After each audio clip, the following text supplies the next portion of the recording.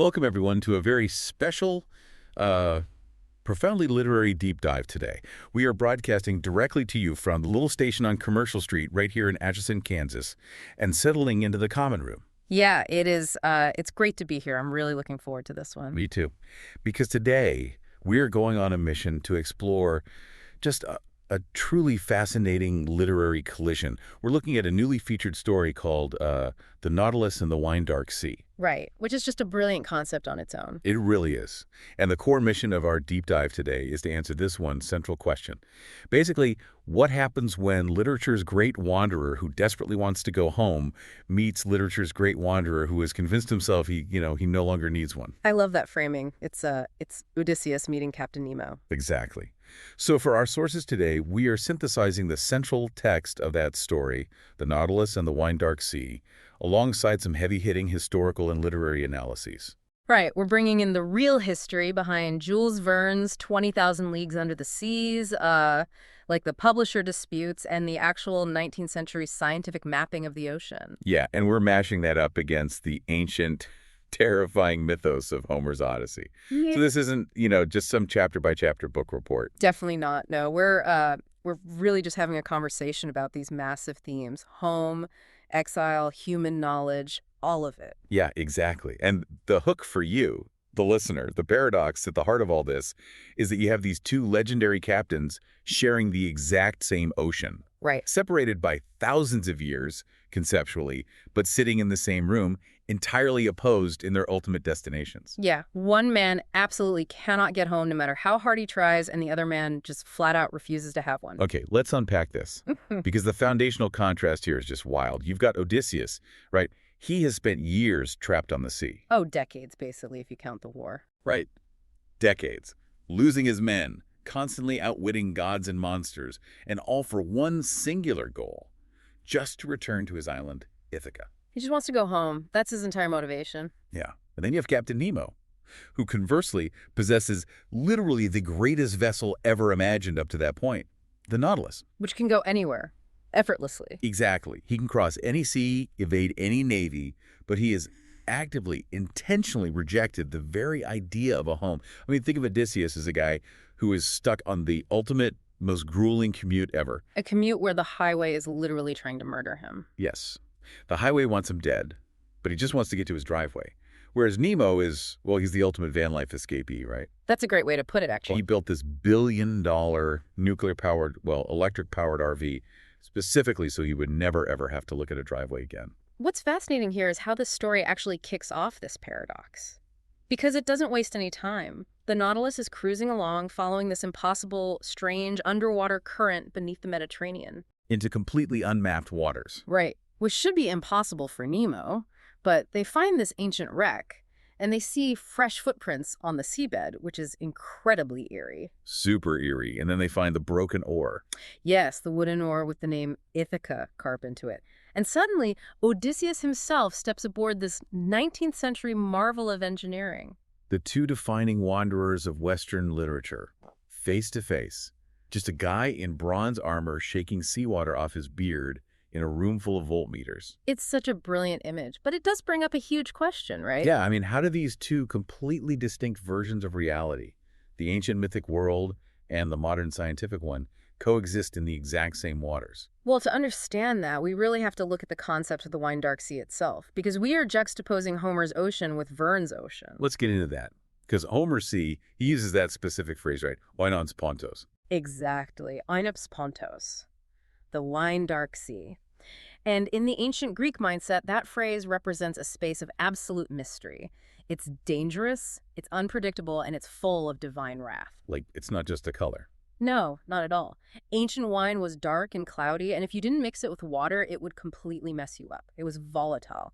So calling the sea wine dark means it's a volatile, living entity that can and will destroy you. Wow, okay. And then you compare that to Jules Verne's ocean, which is frankly the total opposite. Completely. If we look at the scholarly texts we're using, specifically the analysis by Dr. Sabine Huller, Verne's ocean is a space of measured, illuminated, scientifically explored space. Right. The 19th century was all about mapping things. Yeah, they were laying telegraph cables, taking depth soundings. It was a world of isolines, depth contours, and precise, hard data. So Verne's Nautilus is basically a masterpiece of that specific scientific precision. Exactly. Dr. Huller points out that the Nautilus navigates purely by electricity and registering instruments. It's all dials and readouts. But wait, in this new story, Nemo's highly advanced instruments actually start picking up these repeating acoustic pulses, right? They do. The sonar pings, the dials spin, the instruments work perfectly, which is the genius of this narrative. But they can't categorize what they're hearing. Right. The sound defies all biological categorization. It's not a whale, it's not a kraken. So what happens when these two seas become the same sea? I mean, does the mythology just completely defeat the science? Not at all, and that's a crucial point to make for you, the listener. The story doesn't take the cheap way out by making the science fail. Nemo's dials don't break. The electricity doesn't short out because a Greek god sneezed. That would be too easy. Exactly. The instruments measure the sound perfectly, but what the story suggests is that they are measuring something whose true meaning cannot be exhausted by the measurements. Oh, I like that. The measurement doesn't capture the soul of the thing. Right. Science can tell Nemo the frequency of the sound, but it can't tell him what the sound wants with him. But doesn't the presence of an actual Greek king on a submarine sort of, I don't know, break the logic of Verne's world? You would think so, right? But if you look closely at Verne's original work, science and fiction already coexisted perfectly. Oh, true. I mean, they Right. literally walk around the lost continent of Atlantis in 20,000 leagues. Exactly. Verne was already blending hard data with absolute myth. So bringing Odysseus aboard isn't breaking the rules, it's just taking Verne's own logic to its ultimate conclusion. Okay, so they're in the same room. Let's talk about what I think is the most emotional part of this deep dive, the architectures of exile. Yes. The concept of home versus the prison. Because culturally, we always remember Odysseus as this grand adventurer, Yeah. right? The guy who goes out looking for trouble. Right, but if you read the Odyssey, the text makes it painfully clear adventure is absolutely not his goal. He hates it. He literally sits on a beach crying because he just wants his wife, his son, and Ithaca. That's it. He's the reluctant hero. Whereas Nemo, again, deliberately made his ship an escape from everything. Yeah. Nation, society, home, all of it. His motto is mobilis, Yeah. in mobili, Yeah. right? Moving within the moving element. Yeah. To really understand why Nemo is like this, we have to look at the historical context from the sources we pulled. Specifically, the historical analysis by Leonidas Kalovertakis. Oh, right. The behind-the-scenes publisher trauma.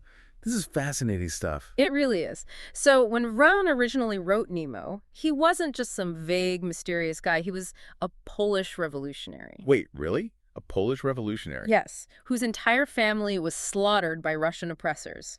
Verne was tapping into very real, very current geopolitical anger. So why didn't that make it into the book? Well, his publisher, Jules Hetzel, completely stepped in.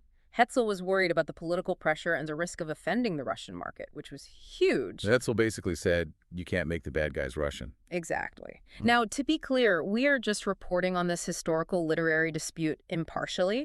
We aren't taking sides on 19th century European politics. Of course not. We're just looking at how the book got made. Right. So Hetzel forces Verne to obscure Nemo's nationality entirely. He becomes a man from nowhere. And it wasn't until a later book that Verne finally revealed Nemo as Indian Prince Dakar, an anti-imperialist freedom fighter. Wow. So Nemo is a man who is just deeply, deeply wounded by the world. It's not that he just dislikes people, he's traumatized. Yes, his absolute autonomy is a trauma response. So what does this all mean for our story? Well, it leads to this absolutely brilliant insight from Odysseus when he's walking through the submarine. Oh, this is my favorite line. It's so good. Odysseus looks around and says, "The Nautilus is too beautiful for a man who wants nothing." It completely pierces Nemo's armor. Because if Nemo truly hated humanity and civilization, he wouldn't live like this. Yeah, he'd live in a bare metal tube, a purely utilitarian box. Exactly. But instead, his ship is crammed with masterpieces of art. He has vast libraries of books, exquisite music, a pipe organ. So he doesn't hate the world. No. He has just been profoundly wounded by it. And so his freedom, this life beneath the sea, has merely become a highly curated, beautiful form of imprisonment. He built a gorgeous cage for himself. He really did. But that cage gets put to the test when they encounter the Homeric perils, because suddenly all that thick glass and steel isn't enough. Right, the sirens. Yeah. As the moon rises, the Nautilus is just floating on the surface, and the crew starts hearing this singing. And Odysseus knows immediately what's happening. He warns them that the sirens don't just sing a pretty song. They offer each man what matters to him most. Which is terrifying. Because for Nemo, what is his great temptation? It's knowledge. Exactly. He's a man who needs to know everything. So for him, the sirens are uniquely dangerous. They aren't offering him pleasure, they're offering him the secrets of the universe. And Nemo just loses it, right? He places his hand against the glass, completely captivated. He almost tries to walk right out of the ship into the ocean. The pull is that strong. But it gets even heavier later. When they look out into the water near Scylla, they see figures of the dead floating in the sea. Actual ghosts in the water. Yeah, and Nemo recognizes them. He sees a man and a woman. It's his lost family. Oh, man. And Odysseus, he sees this happening, and he relates to it immediately. He shares his own story. Right. Odysseus tells Nemo that he, too, went to the underworld. He tried to embrace his own dead mother 3 times, and every time, his arms just passed through her like a shadow. Which poses this massive, critical question for the deep dive. Why must even the Nautilus have limits? Because steel and electricity cannot armor a man against his own grief. It just can't. And this reveals the crucial difference between these two captains, doesn't it? How they handle that grief. Absolutely. Because Odysseus used his debt, the prophet Tiresias, his mother. He used the knowledge they gave him to pull him toward home. He used the grief as fuel to keep moving forward. Right. While Nemo's dead have driven him entirely away from life, they made him run. Exactly. And Odysseus just looks at him and tells him quietly, the dead are not the reason to stop going home. Just a devastating line, which leads us right into the thematic climax of the story. The two men are just talking about their ultimate trajectories, what they're going to do next. Odysseus asks him, what happens when you get back to your own 19th century sea? And Nemo says he's just going to keep exploring everywhere, forever. And when Odysseus asks where the voyage ends, Nemo says, it does not. Here's where it gets really interesting, because Nemo thinks this makes him free. But Odysseus sees right through it. He tells Nemo, then it is not a voyage, it is a leaving. I mean, think about it like someone driving endlessly on a highway. They're just burning gas, taking exit after exit, just to avoid going back to an empty house. That is the perfect analogy. Odysseus is shattering Nemo's worldview here. He recognizes that a voyage, by definition, has to have a destination. Right. Without a destination, you're not traveling. Endless movement is just a mechanism of escape. You're just running away. And Odysseus teaches him something so profound here. He says that home is what remains yours even after someone takes it. Which is heavy, especially for Nemo, whose physical home was literally stolen and destroyed. Exactly. Odysseus is saying, they can take the land, but you're letting them take your internal orientation too. You don't have to give them that power. Right. And this conversation sets up the plot's climactic decision. Because Nemo realizes that the strange temporal current that brought them all together is starting to close. The window is shutting. Yes. And he has a choice. He can take the route back to his own century right now, ensure his safety, or he can risk losing that window forever just to take Odysseus to Ithaca first. And Odysseus, because he's a true leader and understands the risk, tells Nemo to leave. He literally says, go home. He offers to just find another way, find a piece of driftwood if he have to, like he's done 100 times before. But Nemo refuses to leave him. He chooses to take Odysseus to Ithaca. If we connect this to the bigger picture, this is huge for Nemo, right? Oh, it's his true moment of character growth. It's not some epic battle with a giant squid or sinking a warship. It's this quiet moment where his obligation to another human being finally overcomes his absolute isolated autonomy. He finally puts someone else's journey ahead of his own escape. Yes. And the way Odysseus departs is so telling. He refuses to take one of Nemo's modern boats to the shore. Right. He chooses to swim the 100 meters. Exactly. He wants to arrive exactly as the sea delivers him. No anachronistic traces, no 19th century gear, just him vulnerable to the elements. And before he goes, he invites Nemo ashore. He does, but Nemo refuses. Which brings us to the epilogue, the ending. And we have to emphasize, the story does not treat Nemo's refusal to go ashore as a failure. No, not at all. And it doesn't magically fix him either. Trauma like his doesn't just evaporate because of one good deed. So what does he do? He goes back to his logbooks. Yeah, he starts recording the technical data of Scylla and the sirens like a good scientist. But when Aronnax asks if he wrote about the dead, Nemo says, no, I have nothing useful to observe. He deflects. He hides back in his science. But the real change in Nemo, it's microscopic, but it's monumental. It's the final image of the story. The Nautilus approaches an ordinary inhabited shore, and Nemo doesn't step onto it. Not yet. But the ship remains on the surface. And the hatch remains open. The hatch is open. He's letting the air in. Exactly. And bringing this back to you, the listener, I think this is such a powerful metaphor. How often do we use our own versions of the Nautilus, our careers, our intellect, our fierce independence, just to shield ourselves from the vulnerability of actually belonging somewhere? We build these beautiful armored walls because we get hurt. Right. And the open hatch represents that terrifying but totally necessary willingness to be a part of the world again, even if you're not ready to step off the boat. That is beautifully put. So just to briefly recap our journey today, we've traced the wine-dark sea through the lenses of Jules Verne and Homer. And we've seen that science doesn't actually cancel out myth. The world is just, it contains truths that are larger than any one single way of understanding them. Yeah, and we learned that returning and going home are not always the exact same thing. Absolutely not. Which leaves us with one final kind of lingering question for you to mull over as we wrap up this deep dive. I love this thought. Perhaps the deepest mystery of the Nautilus and the wine-dark sea is not how Captain Nemo entered the world of Odysseus. No. Perhaps it is whether Odysseus, simply by swimming away, showed Captain Nemo the way out.